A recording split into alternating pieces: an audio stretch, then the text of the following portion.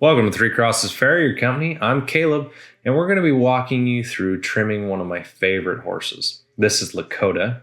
She's been featured in several of my videos already. She is a big Clydesdale draft horse, and she stands about 18 hands at the wither and weighs right around 2,000 pounds. I've talked a lot in previous videos with Lakota about the struggles with trimming and draft and some of the things I really like about trimming draft horses. Some of the hazards of trimming a draft horse. One of the things is if a draft doesn't want to stand still, short of putting them in stocks, you can't really make them stand still. Lakota is getting a little older. She's getting a little stiffer. So you're going to see throughout the video where she kind of pulls on me and moves around. I think a lot of this has to do with some of her arthritis. Also, I think horses have bad days just like people, and this wasn't a particularly good day for her. She just didn't really want to be involved in the trimming process. Normally, she's a really good girl and stands really quiet, but this just wasn't her day. Right here, I am just kind of getting that foot opened up enough where I can kind of start to see things. I start with my nippers over my knife with these draft horses because it saves some time. These are such big feet. If I did everything, with my knife and didn't use my nippers a little bit, I'd be here a lot longer. So getting this horse done efficiently is important. They're a live breathing animal. You can't spend all day on them and expect them to stand there. They're going to lose patience. They're going to want to do something else. Here I'm defining my bars as well as getting rid of some of that dead material in the sole. Again, I've explained this to many people. It seems like this question comes up in every video that I do. What do horses do in the wild? Horses in the wild travel enough ground that they exfoliate. Through abrasion, they get rid of all the dead sole. Horses in captivity, like Lakota here, don't travel enough miles a day. And so that's one of the things we do for them is we exfoliate all the dead tissue so we don't get any bacteria or thrush or any of that or any of those nasty little things in the hoof and then cause them issues later on. Again, nipping flat is super, super important. I can't stress it enough. It saves time on your rasp. Now with me nipping around the hoof, you can kind of start to see where the flares have developed. In draft horses, because of their weight, they have a ton of flare. Instead of growing down in most cases, they grow out like Lakota is doing here. I'm not taking off a ton of length, but she looks really long, and she is. We would describe this as a top down. We need to gather this foot from the top. So we're going to trim off what we think we can on the bottom, because if you look at this hoof, you'll see the concavity. There's some concavity, but there's not a lot. You'd also notice that the heels had moved way forward of the back of the frog. So we're going to try to fix that as well. Gathering the foot up brings it back to where it should be. I've had comments that people say, well, you shouldn't rasp the outside of the hoof wall. It weakens it. And if you rasp it too much, yes, but it weakens it even more if that hoof wall is pulling away from the rest of the hoof and it's just flare. It's not good hoof wall anyway. It's not viable hoof wall anyway. So we're going to address that here. You can also see that she had a little less flare right there in the lateral toe quarter is what we call it, but it's the portion of the toe that is just off center moving towards the back of the hoof. So I have to apologize in this video. You're not going to have a lot of audio. I'm sure I'll get the comment. I can't hear the nipper. I can't hear the hoof sound. I can just hear your voice. That's because this client and I tend to talk politics when I work for him. We tend to disagree. We don't necessarily disagree on maybe the problems. We disagree on how to solve the problems. So we get into some pretty heated debates. we actually really enjoy it. I enjoy it. He enjoys it. Little mental exercise, and hearing a different point of view is always a good thing. But because of that, I ended up muting most of this because it probably would get us banned. So here I'd like to talk about the Hoofit USA hoof stand. I got to give them a huge thank you. We just got back from the National Farrier Convention, the AFA's National Farrier Convention, and in Reno. This year it was in Reno, and it was absolutely amazing. I'd like to thank them for making it possible for us to go. We got to hang out at their booth a little bit, talk about horseshoeing, talk about the hoof stands, why I like them. I got to meet some of the coolest farriers in the country, who are all amazing. They're absolutely stellar individuals, super nice, answered all my stupid questions, things that I was like, I just don't understand, like help me out, make me a better shoer. They were super humble, super amazing guys. It was amazing. We'll actually be doing a video here, I want to say probably over Thanksgiving, and I'm going to take you on a little tour. I did a bunch of videoing while I was there. We're going to try to give you a vibe on what it was like. It'll be a little different than our normal content, but you'll get to see some of the coolest farriers and some of the best farriers in the country doing what we love. The Hoofit USA hoof stand, which is what I'm using right here, we had several farriers come up and they asked us some questions. So I was gonna address that really quick here because this is a good example. So this is a big, heavy horse, and she is putting all her weight on me here.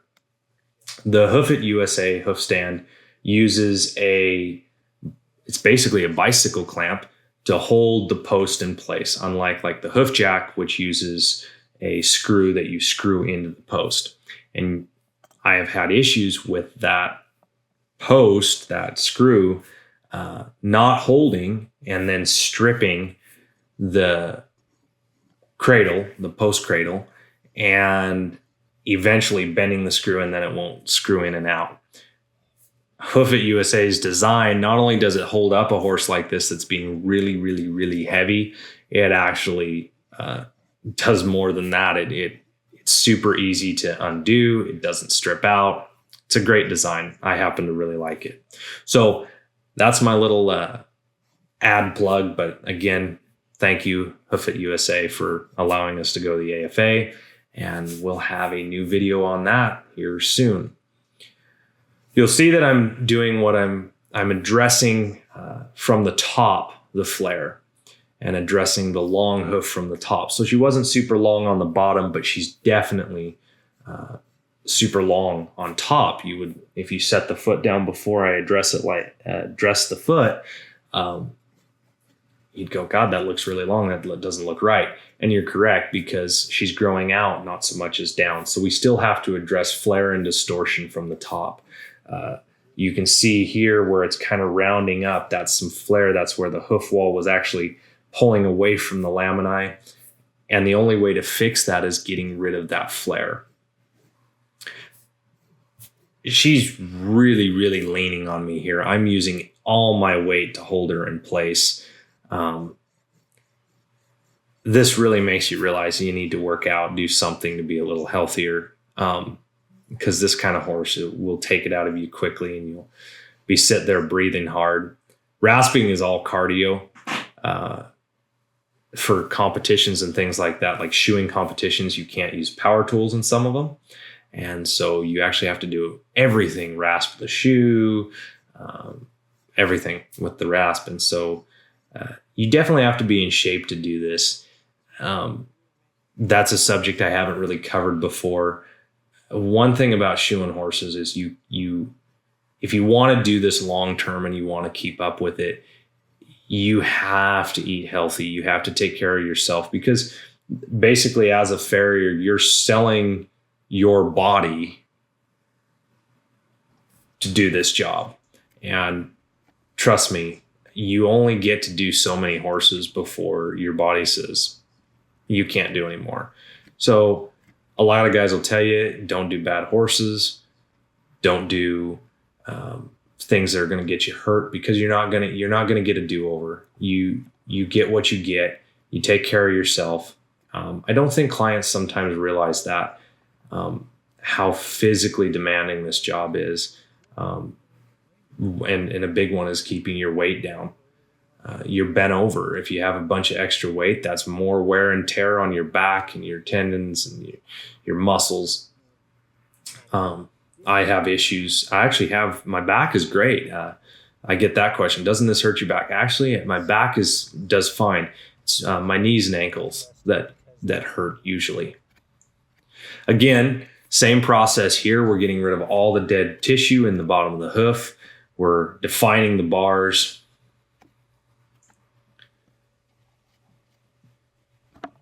Again, I'm going to use my nipper. It's going to save me a little bit of time. Trying not to take out too much bar as I go. Just the dead part. Get down to live tissue.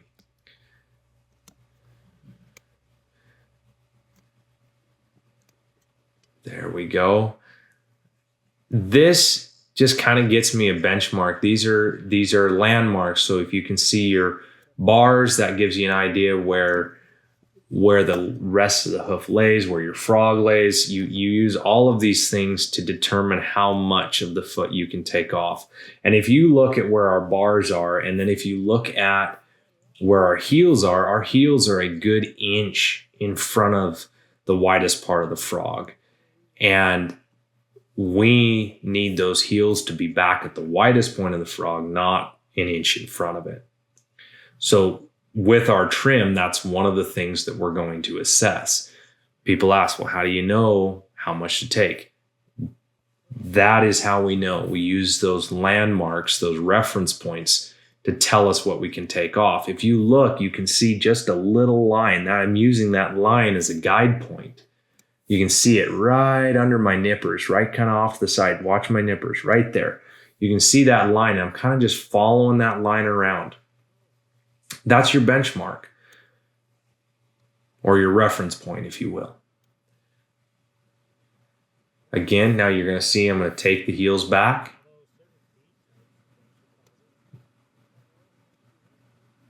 Now people ask, why don't we shoe Lakota? Well, she's in a pasture. She doesn't really do anything other than sit in her pasture. If she was to go out and actually start pulling a cart or doing something a little more strenuous, we would probably put shoes on her. But at this point, she's living her best life in a pasture with plenty of water and plenty of food. And so there's no need to put shoes on her. Again, I'm addressing the flare. You'll notice I didn't take off a lot of hoof wall from the bottom, but I'm going to address it from the top. Again, you'll see I'm not taking much in that lateral toe. That lateral toe quarter, that's where she's breaking over. This is kind of a general rule on most horses. Most horses break over to the lateral toe. They break over to the outside just a little bit, just off of center.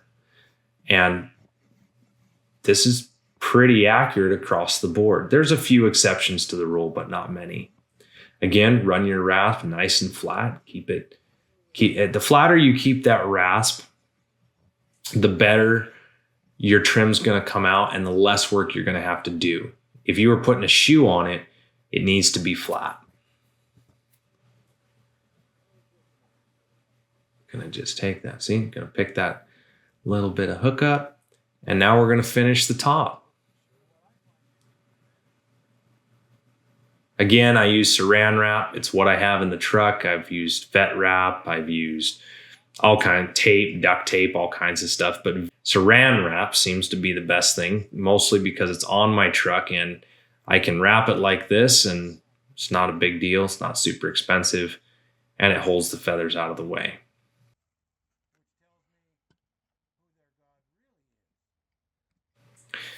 Now, if you look at this foot, you can tell that it's still long. It's not long from the bottom, but it is long. So we're going to address all that flare and distortion and get it pulled back. Again, I start with my nippers just to save some time. On a normal horse, I hardly ever use my nippers on the hoof wall. It's all done with a rasp. On these guys, it's probably an extra minute of rasping, which rasping is super hard. Nipping's actually not that bad. It's the rasping that will get you out of breath. As you can see by the ground and the area around Lakota, it's pretty wet where we're at. We've had a wet fall, a very warm wet fall. So it looks like spring. I mean, the grass that green, we never see that this time of year where we're at. We're kind of in a high desert.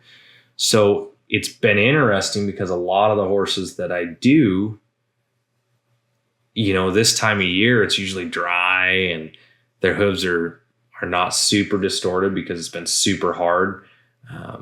And their hooves are kind of contracted a little bit because of the lack of moisture. But in the last month, we've had so much moisture. I think last night we got like 1.5 inches of rain overnight. So it's been pretty crazy.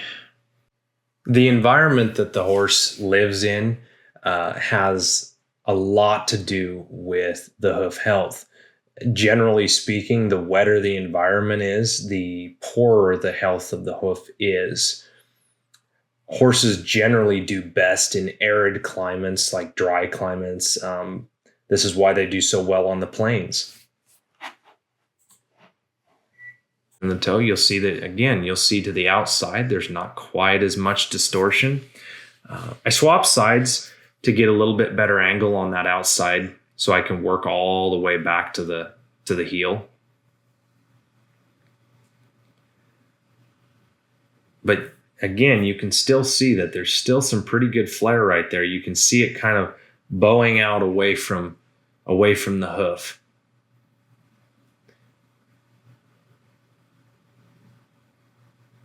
I use a Heller XL rasp. I really like it. It stays sharp pretty long. Stays sharp for a pretty good amount of time. As good, or if not better, than a lot of the other rasps I tried. There we go, getting that cleaned up. See, now that hoof is actually starting to look like a hoof. It's starting to take shape. Again, you can see where that hoof was separating from the lamini. So we're going to try to get that gathered back up so it'll grow down where it's supposed to be.